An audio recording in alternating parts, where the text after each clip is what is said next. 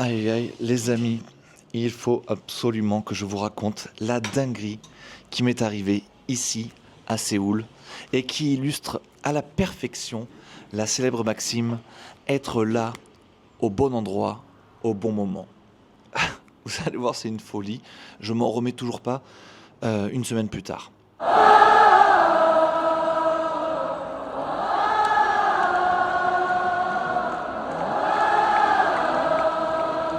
Tout commence le mercredi. On se retrouve avec mes potes, déjà pour une journée géniale à travailler dans un de ces milliers de cafés qui peuplent Séoul. Il y en a partout dans tous les sens. Et du coup, on se retrouve tous les jours avec nos ordis respectifs pour travailler sur nos projets respectifs. Mais avant d'aller au café, on se retrouve déjà dans un petit boui-boui, petit restaurant que j'avais découvert l'an dernier, dans lequel je m'étais lié d'amitié avec le patron, qui est un gars de 64 ans, on dirait qu'il en a 40, c'est un truc de ouf. Et il était trop content de me revoir un an plus tard, trop content que je sois de retour. Oh, Benjamin! Oui! Oh, I'm back! Thank you! Oh, you're a YouTuber! Oh, really? Yeah! I'm back! Il dit qu'il adore ma chaîne YouTube, que c'est trop professionnel et tout machin. Je suis trop heureux de l'avoir dans mes fidèles abonnés. Et la bouffe là-bas, c'est complètement délicieux. Je vous mets l'adresse parce qu'il faut vraiment que vous alliez le voir. Et dites-lui que vous venez de ma part, ça lui fait plaisir à chaque fois. On va dans un café, on travaille avec mes amis, toute la journée se passe bien. Et on décide un petit peu d'aller se dégourdir les pattes. On sort du café. On va dans une sorte d'endroit où on peut jouer au baseball, taper dans des balles comme ça, qui nous sont lancées par une sorte de robot. On fait quelques home runs et on décide de s'en aller et de rentrer chacun chez soi. Mais sur le chemin du retour, bercé par l'énergie incroyable de cette ville, moi je me dis que j'aimerais bien continuer un petit peu ma journée dehors et j'aimerais bien aller écouter un petit peu de musique dans un bar. Ils ont plein d'endroits qui passent de la musique qui me plaît énormément, c'est de la musique disco, funk des années 70, 80, 90. C'est très très très ma came. Donc je vais tout seul dans l'un de ces endroits dont j'ai l'habitude, qui est généralement toujours vide à ces heures-là. L'espace est immense, mais il y a peu de clients vers 18h en semaine comme ça, 18-19 heures. Là, je m'y pointe et quelle n'est pas ma surprise quand je vois que le bar est bondé. Il y a genre une quarantaine de personnes, quarantaine d'étrangers, quarantaine d'anglais, je dirais, qui sont là et qui ont l'air de se mettre en place pour une sorte de fête surprise pour quelqu'un. Soit. Très vite, une personne de ce groupe vient me voir et me dit ah, on fait une petite fête ici. Moi, j'ai l'impression d'être dans un endroit privé. Du coup, je me dis ah, désolé, je me suis incrusté à un event privé, je savais pas. Je m'en vais. La personne me dit non, non, pas du tout, pas du tout. C'est pas privé, c'est juste que bah, on est tous là et mets-toi à l'aise. Si tu veux parler avec nous, n'hésite surtout pas. On travaille tous pour la même boîte. Voilà. Je fais, ouais, fine, pas de problème. Je me mets au bar, je commande mon petit truc tranquille. Je vois un petit peu tous ces gens qui ont l'air de s'amuser tous ensemble, qui se connaissent plutôt bien. Et il y a une très bonne ambiance dans l'air. Et peu de temps plus tard, la personne revient me voir et me dit par ailleurs, notre amie va bientôt arriver pour fêter ses 50 ans. Et quand elle va arriver, justement, on va aller tous se cacher de l'autre côté du bar. Donc toi, si tu veux, tu peux rester ici ou tu peux venir avec nous si tu as envie pour participer à la surprise. Et je fais, mais bien sûr que je participe à la surprise, bien sûr que je viens avec vous. Donc au moment où la personne arrive, on va tous se cacher et tout. Et là, il y a une autre personne de ce groupe qui commence à me demander, mais toi, t'es qui et tout? Enfin, c'est cool de t'avoir parmi nous, mais qui t'es et tout? Et j'explique que je suis un petit Frenchie perdu à Séoul, que je fais un petit tour d'Asie en ce moment, que je suis youtubeur, etc. Enfin, je lui explique tout ça. Et elle trouve ça trop cool. Elle commence à me présenter à tous ses amis. Tous ses amis m'accueillent avec un plaisir immense, sont tous trop gentils avec moi. Ils ont tous l'air de faire des trucs cool dans la vie, ils ont tous l'air stylés. Ils ressemblent pas nécessairement à, à des employés d'une boîte normale. C'est pour ça qu'au bout d'un moment, moi, je me finis par me poser la question à moi-même, et puis ensuite à eux, je leur dis, mais vous travaillez pour qui? Du coup, c'est quoi votre taf, votre groupe? Parce que je vois tellement de gens, d'âges différents, de styles différents, et, et d'ambiances différentes. Enfin, je comprends pas, j'ai envie de savoir. Dites-moi, s'il vous plaît.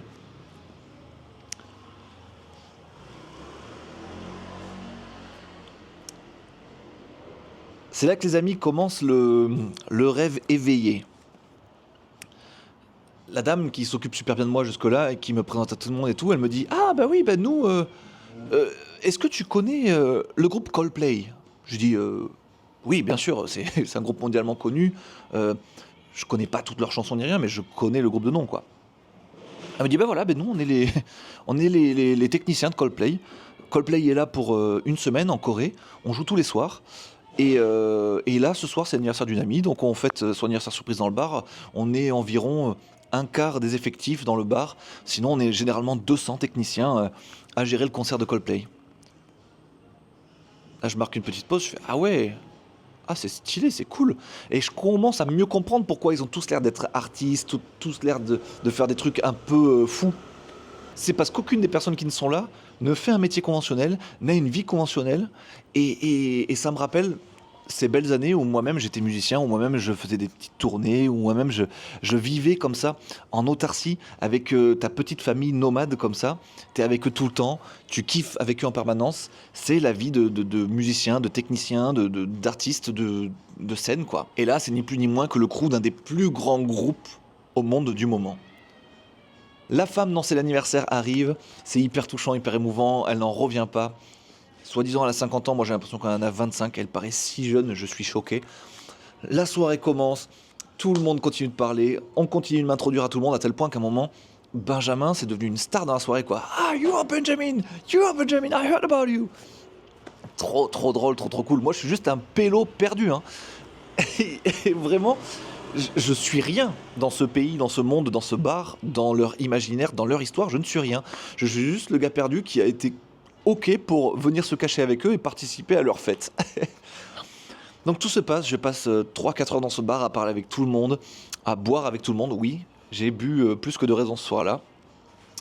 Et à la fin, j'ai envie de voir ce qu'ils font. J'ai envie de voir leur live, j'ai envie de voir ce que tous ces gens passionnés que j'ai rencontrés, qui travaillent dans la technique, qui travaillent dans les énergies renouvelables, qui travaillent dans les lasers, qui travaillent dans les infrarouges, les infraradios, etc. Parce vous n'imaginez pas le nombre de métiers qui sont embarqués dans une telle tournée. Il y a de tout. Il y a vraiment de tout. De la technique et en même temps du chef cuisinier, en même temps du mec qui va nettoyer les affaires de tout ce groupe-là sur la route. Il y a tout. Et donc voilà, comme je passe vraiment une soirée de fou à rencontrer des gens passionnés, je retourne voir la personne qui m'a introduit à tout le monde, qui m'a l'air d'être un petit peu la dame que tout le monde adore, la dame qui chapeaute tout, la maman poule de tout ce groupe. Je lui dis, est-ce que je pourrais venir voir ce que vous faites ? Elle me dit, mais bien sûr, écris-moi un message demain, je m'occupe de toi. Je rentre chez moi des étoiles dans les yeux. Je suis là en mode ok, j'ai rencontré tout le groupe de Coldplay ce soir, je vais potentiellement pouvoir les voir cette semaine. C'est fou. Je commence à parler de cette histoire à quelques amis. Tout le monde me dit mais c'est une dinguerie, les concerts de Coldplay sont sold out des mois voire des années à l'avance. Tout le monde se déplace à travers le monde pour venir les voir. Et toi là tu me dis que tu vas avoir une invitation ? Les amis, le lendemain je n'ai pas eu une invitation. J'en ai eu 3, une pour moi et une pour mes 2 amis. Et pas n'importe quelle invitation, des invitations VIP les amis. Et pas pour n'importe quelle soirée, pour la dernière soirée, le dernier moment qu'ils sont à Séoul. On est invité à Stevens. Donc voilà, j'ai 2-3 jours pour me préparer mentalement à ce que vendredi soir, on va voir Coldplay en concert dans un stade à Séoul en VIP.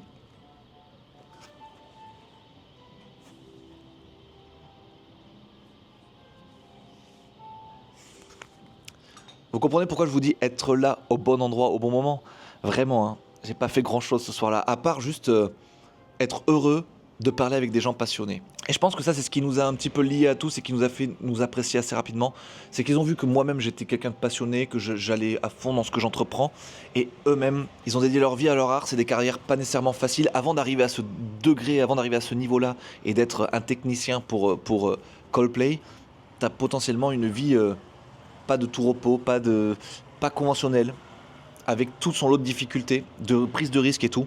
Donc ça effectivement c'est peut-être un petit peu le truc qui nous a liés et qui a fait que ça s'est aussi bien passé et qu'on s'est aussi bien apprécié.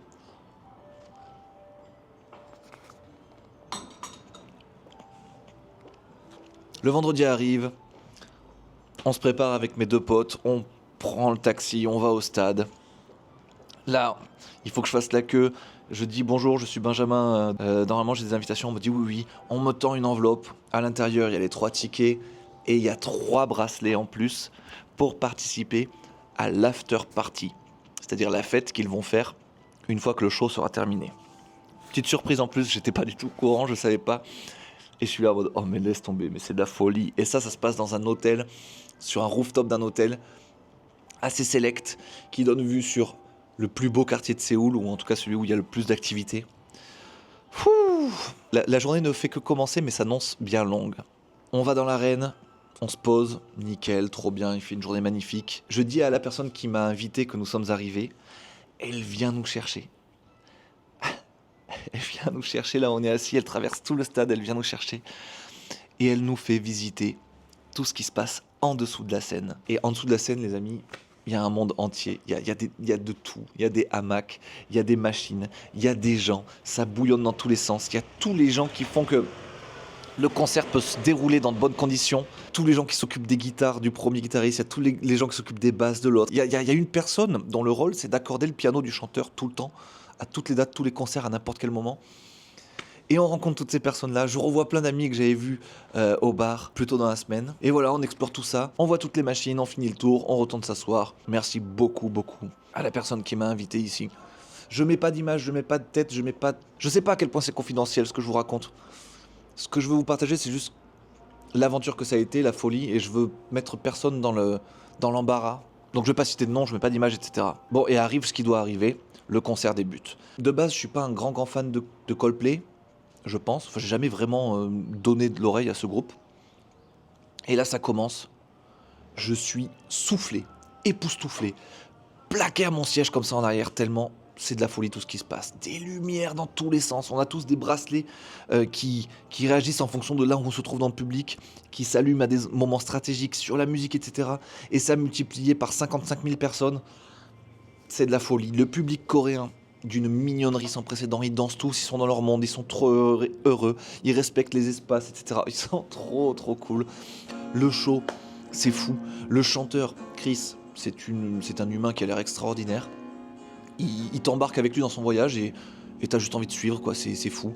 Et les musiques, c'est que des tubes sur des tubes sur des tubes. Même si c'est pas nécessairement ma came à la base, je suis forcé de constater que c'est magnifique, c'est beau, c'est bien, ça tue, et c'est mis en avant, mis en relief par tous ces magnifiques gens, tous ces techniciens qui travaillent avec eux.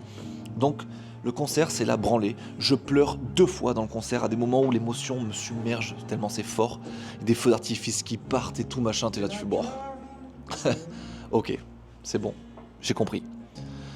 Ils font monter des grandes stars coréennes et on a de la chance, ils interprètent sur scène la chanson Happy, qui normalement est chantée par Bruno Mars et une artiste coréenne. Mais là c'est Chris avec l'artiste coréenne et ça chante Happy. Pas une seule fois, mais 2 fois les amis, 2 fois d'affilée. Oh le bordel que c'était, folie. Avec mes potes, on était déchaînés. Et voilà, le concert s'est terminé. On est parti à l'after party. L'after party, pareil, c'est une folie. Tout était gratuit. Tout était magnifique. Les gens étaient splendides. Oh. Et ensuite, au moment où l'after party allait se terminer, je vois un groupe de Coréens qui ont l'air tous trop cool, qui ont l'air bien branchés, bien sapés et tout, machin. Je vais les voir, je leur dis, écoutez les amis, vous avez l'air splendidement magnifiques. Et cet endroit est en train de terminer. Qu'est-ce que vous faites après? Dites-nous qu'il y a un plan, dites-nous que vous faites un truc chouette et tout. Et ils ont été splendidement, merveilleusement accueillants. Ils nous ont dit « Ah, trop cool, venez avec nous, on va dans un autre endroit, on va aller boire des coups et manger dans un izakaya qui est juste à côté. Venez. » Et on a fait la soirée avec eux jusqu'à 5-6 heures du matin. Que des belles âmes. Et eux, c'était des freelancers, artistes, danseurs, chanteurs, qui étaient recrutés par Coldplay aussi pour activer des trucs, pour danser dans le public, pour faire remuer des ballons, etc. Donc c'était aussi des artistes qui avaient participé au show. Donc eux aussi avaient plein d'étoiles dans les yeux. Eux aussi étaient encore sur un petit nuage d'avoir vécu une telle aventure. Et donc voilà, on a terminé cette aventure tous ensemble. Et je suis rentré chez moi épuisé par la beauté des choses qui m'étaient arrivées. Et voilà, j'ai jamais été aussi reconnaissant de mes étoiles, d'avoir été aussi bien aligné. Et c'est marrant parce que les étoiles, c'est justement le thème de la tournée de Coldplay. Ça, c'est le pull de la tournée. Et c'est une histoire d'étoiles, quoi. Et moi, je dis toujours que mes étoiles sont super bien alignées parce qu'il m'arrive toujours des bonnes choses. Je sais pas pourquoi. Peut-être encore une fois parce que je suis passionné par ce que je fais et j'aime les gens passionnants et que du coup, on est amené à se rencontrer, je sais pas, mais... En tout cas, voilà, les étoiles étaient magnifiquement bien alignées, comme sur ce dessin. Et j'aime la vie, les amis. Et je voulais vous raconter cette histoire. J'ai pris beaucoup de temps pour la raconter. Désolé, c'était long. Mais c'est la passion qui parle. Et voilà, c'était Benjamin Code.